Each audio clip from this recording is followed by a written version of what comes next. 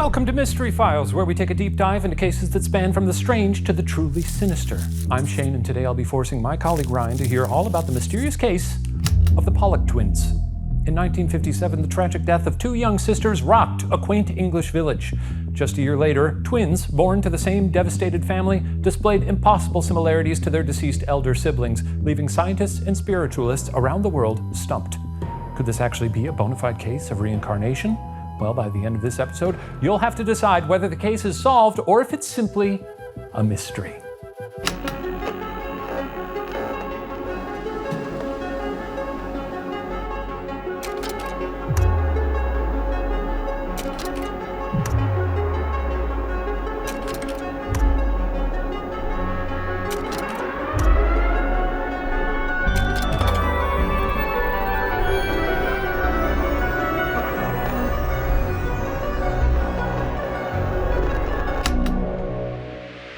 You know, down in the Mystery Files basement, we love researching these things, digging in the stories for juicy nuggets of facts and discoveries. But that thrill of the hunt doesn't leave just because we go upstairs. And luckily, that excitement has been captured by today's sponsor, Whatnot. Thanks to Whatnot, we're gonna find some cool stuff today. And on top of that, we have a massive giveaway for you at home. Whatnot is the #1 live stream shopping app. You can jump into a live stream for pretty much anything. I just won a Funko Pop from the Killer Clowns from Outer Space. It's one of my favorite movies. And we're giving away $1,000 to spend on the app. To enter for free, sign up to Whatnot using my link in the description and comment your Whatnot username below. Which means that you could buy some of your very own classic movie memorabilia too. Who knows? And if that's not your thing, I guarantee Whatnot has whatever your thing is. They have so many different categories, such as sports cards, toys, Legos, shoes, bags, jewelry, you name it. Whatnot has tons of niche items and products that you can't find elsewhere, so you can and will find stuff that you didn't even think about. You can jump in on an auction and score a great deal, or just buy it now. Let's see what I can find on here, huh? PHX pen, a timeless stainless steel pen. This is beautiful. Let's look for Major Payne VHS. Now this is interesting. This is not what I was looking for, but it's a Braylon Payne Milwaukee Brewers baseball card. I don't know who that is. What if I want to buy something for Sarah? Oh no, pum holiday pen. This says Unsolved Supernatural, True Crime, Shaniacs, Hey Demons, it's me, ya boy. These shoes wouldn't be here if not for me. I think the least I can do is buy them. Thanks to Whatnot, I got a VHS. I got some exciting pens. A pen for my wife, no less. But don't take my word for it. For a chance to win $1,000 in Whatnot credits, sign up to Whatnot using my link in the description and comment your Whatnot username below. So click the link below, grab your free credit, and comment your username to enter. So this is going to be about reincarnation, Ryan. What are your thoughts on reincarnation? I feel the same way about reincarnation, I think, that I feel about astrology. If it brings you peace, sure. Do you believe in reincarnation? I don't think so, but people say I have an old soul. I don't think that's the same thing. Do you think maybe in a past life you were a short guy? Absolutely not. No, I've always been tall. But you have short guy energy sometimes. Absolutely not, I don't. Okay, you don't. Jesus Christ. No one says that about me. You have the craziest smile on your face. You've got short guy energy. Sure, man. Dude, goddamn, bro. A happy Catholic family, the Pollocks were preoccupied managing their grocery and milk delivery in the small English market town of Hexham. You probably were a milkman. You're gonna jump in right here and call me a milkman? Go back. Yeah, that's me. Yeah, come on now. That's big vibes from That's you. me. Honestly, I'd get fired on day one because I'd be drinking that down. You'd be drinking bottom. all the milk. I love milk. The father, John Pollock, was born in Bristol in 1920 and raised in the Church of England before converting to Catholicism. His wife, Florence Pollock, converted upon their marriage. John was a man of strong religious conviction, and though it didn't align with his Catholic practice, he became fascinated by the idea of spiritual rebirth as a child. He'd pray to God for evidence of reincarnation, to prove himself right and his priests wrong. His wife, dutiful in her Catholic faith, or perhaps just a skeptic at heart, had her doubts. She was busy helping to run a business and raise 5 children, 3 young boys and 2 sweet girls. there was little time for existential crises. The dad going, oh, what if I come back as a bug? And the wife going, I'm trying to raise up bloody kids over here, you piece of shit. Yeah. 5 kids. A lot of kids. I'm not judging. It's just a lot of kids. It's not a Catholic, right? What does that have to do with it? Yeah, a bunch of kids. Is that like a popular stereotype? Yeah, or? okay, we're getting a lot of nods here. We got a lot of Catholics in the room. Catholics in the comments, chime off. Do you get busy quite a bit? That's right. I think you do. I think you do. Now, while their parents worked, the kids spent long days with their maternal grandmother, especially the inseparable sisters, Joanna and Jacqueline, who were happiest with creative and imaginative pursuits like putting on plays with elaborate costumes. Oh, is that a real picture of them? No. Okay. Well, I was about to say. This is just a lady. Now, the eldest daughter, Joanna, was born in 1946. As a child, she had a maternal disposition, often taking care of her younger sister, Jacqueline, who was born 5 years later in 1951. In her toddling mischief, Jacqueline once fell into a bucket, leaving a small gash on her forehead that scarred distinctively over her right eye. Didn't realize where that sentence was going, huh? Glad you got that little bit in Yeah, there. it's funny to fall into a bucket, right? It is funny to fall into a Whoop. bucket. It's a fun scar to have later, maybe, and it's something that's not like, horrific. Yeah, because then you can say, well, this one's from a bucket. She also bore another distinctive mark, a dark, round birthmark over her left waist. Do you have any birthmarks? That's a good question. I don't know. I got a lot of moles. I'm Slavic. Oh, is that like a thing? I think we're a moley people. Yeah. Well, that's Mexican people, actually. Are you But that's mole. You're mole. God damn it.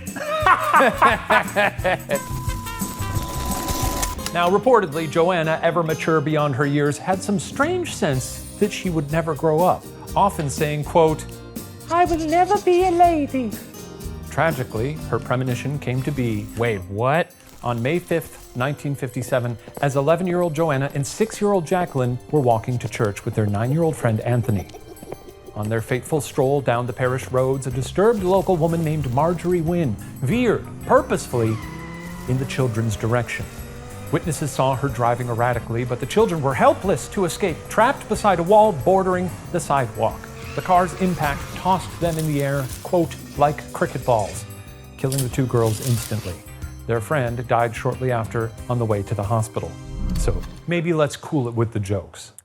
Oh, shut the fuck up. Now, the tragedy garnered national attention as sordid details revealed that the driver had been intoxicated on a suicidal overdose of aspirin and epilepsy medication in the midst of a mental health crisis after having her own children taken away from her.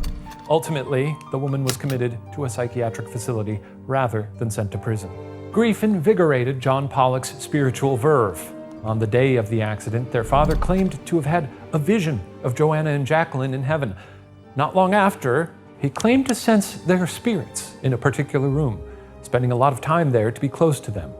He felt their death was a, quote, punishment from God for asking for proof of reincarnation, but he also never lost faith that his prayers would be answered. He predicted his daughters would be reborn into the family. His wife, meanwhile, found his coping strategies rather annoying. As you would, I think. I mean, look, you can't judge it. It's just like, sure, that's what gets him through the day, you know? I might find that a little frustrating, you know? Sure. To survive the tragic loss, Florence avoided thinking of the girls as best she could, and her husband's insistence that the girls would return to them in reincarnated form was a dispute that threatened their marriage. But despite their grief and conflict, it wasn't long before Florence fell pregnant again. And that's when things get really weird.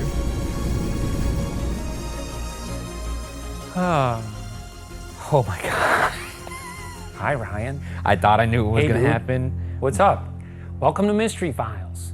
Oh my God, the necklace. Oh my God, the necklace. That's so good. It's so good. Wait, the tattoo. The tattoo. Oh, the other tattoo. Oh, that's crazy. It's crazy. Holy man. shit, this is amazing. This is so good. It's good. This, of course, is Reincarnation. That's really good. Did you come up with that? Emily come up with that? I certainly didn't. I thought so. Yeah. It's too clever to be Shane. How dare you? You're not Shane. Now, on October 4th, 1958, about a year and a half after the accident, Florence gave birth to twin daughters. Are you changing your voice? No, not at all. Despite doctors having no Oh, I got lightheaded. Maybe maybe this shouldn't happen. Maybe this is like time traveling. Singularity. Where you're not It's like a supposed to singularity, see I yourself. know, yeah. Despite doctors having no reason to suspect more than one child lived in her womb. The family had no history of twins, and only one fetal heartbeat was heard throughout her checkups. John, who never wavered in his belief that the girls would reincarnate throughout his wife's pregnancy, now believed he had a miracle on his hands. Is that crazy? To be honest, I heard nothing you said. I know. I clocked that you weren't really paying any I just attention. I can't get over. I thought you would just be wearing the same thing. That's not Reincarnation. This is Reincarnation. That is impressive. Weep. Look upon me and weep at Reincarnation. Let's keep going. Okay, do I need to recap? You do. I heard nothing. His wife gave birth to twins. Okay. Twins! And twins! Oh, and those twins! Can we legally use that soundbite? Probably not. We probably could. I bet you they'll never come after us. As I was saying, his wife gave birth to twins. Okay. The family had no history of twins, and only one fetal heartbeat was heard throughout her checkups. So it's very strange. I see. The twins were named Jillian and Jennifer, and despite being identical, they had distinctive features that made them recognizable, each resembling one of their deceased sisters. Jillian had a slender build, as Joanna had, while Jennifer's stocky frame matched Jacqueline's. That's what they said. I don't know. This is the picture we're looking. Yes, I could tell one of them is very stocky and I slender. didn't say it. That's what they said in England. That's what the English said. Okay, I mean, it's infinitesimal. I'm not if anything. judging them.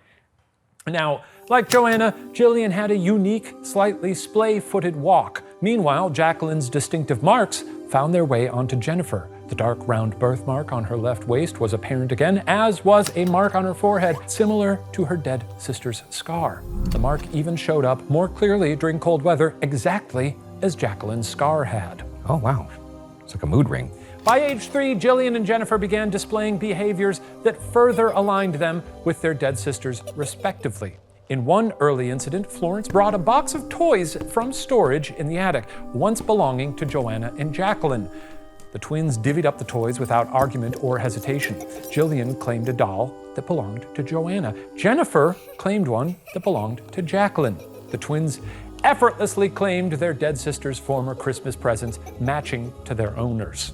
If you had to pick a toy from that box, which one would it be? If you're really Ryan, we'll both say it at the same time. 1, 2, 3, train. Monkey. Fuck. It's okay, Ryan. You're going with a train? I love a choo-choo. Now, when the twins were 9 months old, the family moved 30 miles from Hexham. But on a return trip to the town when the twins were 4 years old, the girls seemed to recall impossible memories. Specifically, they had Joanna and Jacqueline's memories. As they walked in the direction of a park too far in the distance to see, Jillian and Jennifer declared they wanted to play on the swings, confident they knew the way there. It seemed more than chance that the park happened to be Joanna and Jacqueline's favorite. Freaky. Is it though? They're like, But they also knew the way there. parks are pretty intuitive. Mama, Papa, there's a park up. Mama, This is pretty intuitive. Mama, Papa, I'd like to swing at the park. I mean, that's a pretty standard request. I take my nephews to the park all the time, and Yeah, but does he Google Maps it all the way there? Does he go, I bet you they 10 could. left, Ryan, 10 left. Again, parks are pretty intuitive. Unky Ryan, Unky Bagoose. It's going to be a left up there, then get on the 5 south in 3.2 miles. That same year, when John wore a painting smock, Jennifer asked him, "Why are you wearing Mommy's coat?" Her father asked how she knew it belonged to the mother, and Jennifer claimed she knew it from when her mother wore it to deliver milk. Florence, in fact, had often worn a smock for that job, but she'd stopped working before the twins were born. Jennifer was frustrated that Jillian didn't recognize the garment, but it correlated with their dead sister's experiences, as Joanna would have been in school, spending less time than Jacqueline observing their mother wearing it. It feels like a little bit of a... I was about to say, like, why are you wearing mom's clothes? It's not like a crazy observation. It's not like she was like using her mom's like pin code or something. Ooh, rubbing my beard off. This is a real beard. Sure it is. Yeah, we believe that. Everyone believes that. Don't worry. It's real. Do you need a touch-up? Yes. It'd be funny if we actually put Now, on several occasions, their parents overheard Jillian and Jennifer discussing details of Joanna and Jacqueline's accident, sometimes speaking in the present tense as if they were reliving it. In one incident, Jillian cradled Jennifer's head, saying, quote, The blood's coming out of your eyes. That's where the car hit you. In fact, when John identified his daughter's bodies, Jacqueline's head had been bandaged above the eyes. The twins also shared a phobia of cars, often panicking near traffic. John once observed the girls cling to each other in terror, crying, "The car! The car! It's coming for us!" as an engine revved loudly near them in an alleyway. Their skeptical mother even noted the twins were overly careful crossing streets, clinging to her hands, though she attributed this possibly to mirroring behaviors of her own idiosyncratic caution. Well, the twins didn't just physically resemble their older sisters, they also showcased similar behaviors, preferences, I can see the similarities there. and dispositions. Yeah, is that a joke? Because this is so low res. That looks like a picture of somebody, you know how when they do sand art? It's Yeah. like that's the best image you... Hey, Right, man, let's have some respect. Okay, all right. What else would you like to laugh about these deceased children? Those are the... Yes! Wait, I'm confused. What do you mean? Those are the children grown up, the twins. These are the deceased children. Those are children. I'm pretty sure. That's a lady. That's a full-blown lady. That's not a full-blown lady. That's a lady, baby. That's a child. That's a lady, It's a baby. child. That's a lady, baby. Lady, I mean, they comma, were baby. older. This is a 6-year-old. Are you out? Wait, are you? She's 11. There's no way. That's a... They're English. What are you talking about? Look at her. She's got the face of a prime minister. What the fuck are you talking about? The twins didn't just physically resemble their older sisters, they also showcased similar behaviors, preferences, and dispositions.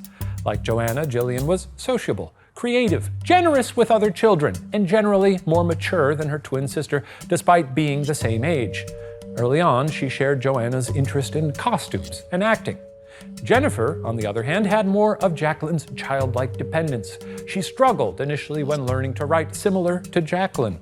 While Jillian immediately held a pencil properly, Jennifer struggled with the correct grip until she was 7. You gotta admit, that's crazy. That is crazy. Pencil. One question. You'd mentioned that they shared a resemblance to the... They do! Aren't those two twins, though, and these two weren't? I mean, you could also argue, Yeah. well, they look pretty similar because they're technically siblings, you know? They're still sisters. So as expected, this was all very difficult for their mother Florence to comprehend. As a devout Catholic, her husband's theory of reincarnation was believed to be a mortal sin. Mortal sin? Because you gotta go to hell. Or heaven, if you know. It's actually really upsetting to me how quickly I've gotten used to your appearance. I guess I don't quite pull it off the same way. You know, I mean, no. Where did you get that wig? I've had this wig forever. Okay.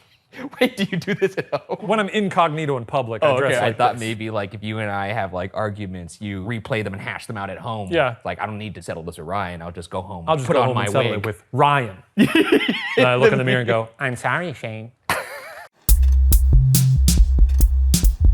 So reincarnation and Catholicism are inherently at odds. There is no point at which they can ideologically or spiritually intersect.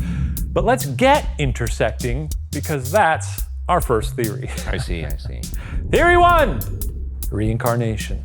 Now, the Pollock family once again found themselves attracting media attention as word of the fantastical twins spread. Researchers, academics, and spiritualists from around the world documented the case, making it one of the most detailed and compelling accounts of reincarnation in recent history. One of the most thorough investigations was conducted by a professor of psychiatry from the University of Virginia School of Medicine, Dr. Ian Stevenson, who worked with the twins for 2 decades. The Pollock girls were one of 14 case studies published in his book, Children Who Remember Previous Lives, A Question of Reincarnation. They made these children talk about their dead sisters for 20 years? My guess is they studied them without asking pointed questions. Gotcha. You know, what do you remember about your life? Maybe every now and then they'd be like, were you dead? You know? Sure. You ask 20 sort of innocuous questions, then a quick like, were you dead? Were you dead? Were you ever dead? You know, maybe that, I don't know. Yeah. I'm sure they went about it ethically. Anyway, he wrote a whole book, 14 cases. Oh my God. Now, Stevenson believed that children were less likely to manipulate the data by being influenced by preconceived notions of rebirth, as they were less likely to understand the significance of the behaviors. I think that's valid. fair. Would you want to be reincarnated? Depends on if I had a guarantee what I would be reincarnated as. If it was reincarnated as a human again, no deal. You don't want to be human? One time is enough. What do you want to be? Like a dog would be sick, or maybe like Do you think it's like a worth- fucking grasshopper or Do you something? think it's worth living a very... A bird. Shush. Do you think... A bird. No, bird is good. Flight is Flight nice. is sick. Do you think it would be worth living a shorter life? Dog, bird, what have you? Well, a perception. Without the knowledge of death. I observed my dog extensively, and he seems to love his life. Yeah, Unless I don't throw the ball, in which case that's important. he lets me know about it. Yeah. He seems like he has a great... If I could be reincarnated as the pee-pee man, What if there actually is some sort of weird time paradox thing where when you die, you were reincarnated as the pee-pee man, and you're currently living with your reincarnated self, and you're trying to communicate with yourself? you really are becoming me. Yeah, what about that? What about that? Now I'm you. Would that be crazy? Yeah, that would be crazy, man. What's happening right now? Well, I guess we should get back to the story. Hey, Dr. Ian Stevenson, how are you? Sorry, we were... He looks like he's judging us for what just happened the last 30 minutes. Because I'm sure we're going to cut that all down. But I promise you, if you want to see the full dumbass reincarnation conversation, this is the most organic plug I could have for WatcherTV. That's right. You could go watch that. We'll cut through that one and Yeah, sign up for a give you free some trial to watch context that lists, bullshit. yeah. Stevenson learned of the Pollock twins in 1963 and was invited to England to meet the 4-year-old girls at home and interview them and their parents at length. He returned for another audience with the girls in 1967, corresponding with them for the next decade before conducting his final session with the twins when they were the age of 20 in 1978. The professor also kept in touch with the girls' father until John's death. Fucking embarrassing, dude. Just tapes upon tapes of him asking, do you remember the car accident? Were you dead? And to me. Some of the evidence that Stevenson felt was especially compelling was Jennifer's birthmarks. The professor found that in 895 cases of possible previous incarnations, 35% of subjects showcased some corresponding birthmarks or birth defects.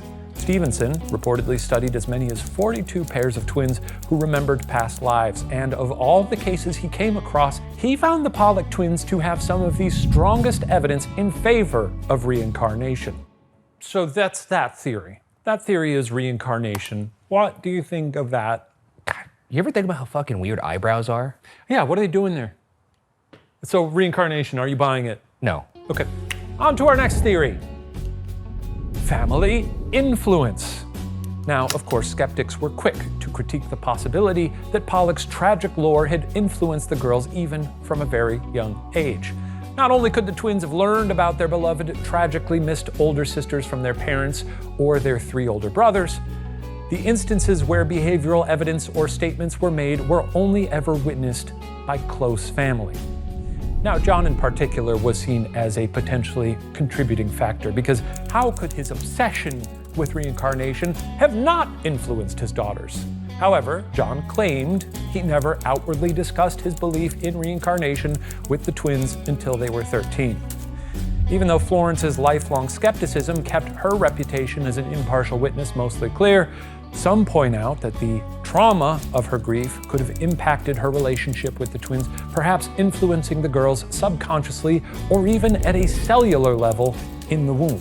Yeah, I could see that. This feels very plausible to me. Take something like Jeff the Mongoose, Yes. or Popper the Poltergeist, where it's a lot of the family getting media attention. It seems like sometimes people sort of run with it, When right? kids' impressionable familial beliefs, it's very easy for them to transfer. Even something small or like insignificant, like my dad's a huge Laker fan. Yeah, and you're a huge Laker fan, or Naturally. you're a Laker fan. Yeah, I could imagine if he didn't like the Lakers, I wouldn't give a shit. Theory 3, genetic anomalies. This all leads to our last theory because skeptic a-holes like me simply can't resist trying to wrangle the world's greatest spiritual questions with scientific answers.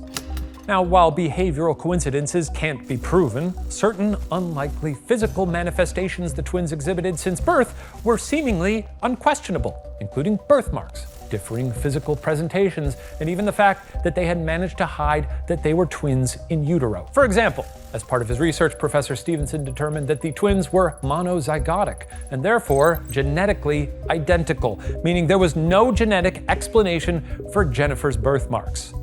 And that's interesting to me because the implications of that seem to be that twins would have identical birthmarks. But they did not. They did not. That is compelling. Some have pointed out the genetic improbability of a family like the Pollocks, one without any history of twins, giving birth to them. as is generally the case with fraternal twins. However, identical twins are a different story. They account for 3 to 4 births out of every 1,000. Monozygotic twins are not necessarily genetically predisposed, or at least not in a way that requires the mother and father to exhibit the trait explicitly. Anecdotal evidence seems to have many families' twins skipping generations. Mine. You got twins? It skipped generations, yeah. That's scary. That means you could have twins. I know, which would be sick. It's a little freaky because they... Well, I would train them to not be freaky. How are you going to keep them separate? Tattoo one of them? Give them some Mike Tyson tattoos or something? Yeah. Right? And I would just be like, don't be freaky. Every Don't day. look at him. I would hold their Don't head look like at your this, brother. like a bowling ball. Like, don't be freaky. Be different. One of you's a nerd. One of you's a jock. Exactly, yeah. That's good. I think that's your responsibility. If you have twins, don't dress them up like each other. Please. For the benefit of society. Nobody likes that. Coming back to the idea that John and Florence's grief could have been inherited in some way, there is technically evidence that trauma can have an effect on the way DNA passes down. This study is called epigenetics, wherein genes are modified without changing DNA code itself. Even so, this research doesn't necessarily explain or even fit into the context of a case of reincarnation. As the twins grew older, the strange synchronous incidents lessened to nothing. They forgot their past life memories, telling Dr. Stevenson as much when he interviewed them in their 20s. For the most part, they seemed to accept their father's belief that they were the reincarnated forms of their elder sisters, while somehow also remaining mildly skeptical about reincarnation in general. The twins went on to live normal lives without otherworldly incidents, with one notable exception. In 1981, when Jillian was aged 23, she experienced some inner visions, seeing herself playing in a sand pit with her brothers, describing the house, gardens, and orchards of a home the Pollocks had lived in when Joanna was a toddler, long before even Jacqueline was born, much less Jillian and Jennifer. Now, Florence Pollock died in 1979. Her husband remarried within a few short years before he passed in 1985. While John never wavered in his beliefs about the twins' miraculous origin, even with all the unexplainable coincidences between their living and dead daughters, Florence refused to believe in reincarnation, though even she was unable to rationalize certain elements of their peculiar experience. So those are the theories. I do think it's interesting, it was said that the daughters were sort of like, sure, we'll accept it. We're the twins reincarnated. But at the same time, they were like, but maybe not. Yeah, I think maybe they were just humoring their father. They were trying to walk the line between the two of their parents. Yeah, as we often do. As we often do. Mom wasn't, that was that. Exactly. Well, Ryan, what do you think? I think they had a set of twins after a really horrible thing happened. Well, if the truth of the matter was ultimately unknown by the people who knew and loved the twins best, we might as well declare this case a mystery. The birthmark thing is cool. I'll admit that. Other than the birthmark thing, which, isn't impossible. Implausible perhaps, but not impossible. All the other stuff could be influence or just, we're dealing with possibly an unreliable narrator here. Well, that's going to be it for Mystery Files. We'll see you next time. Okay. Let's real quick just do a nice Groucho. Oh, I see. It's like Annihilation. Oh, let me go down. Yeah. No. What do you?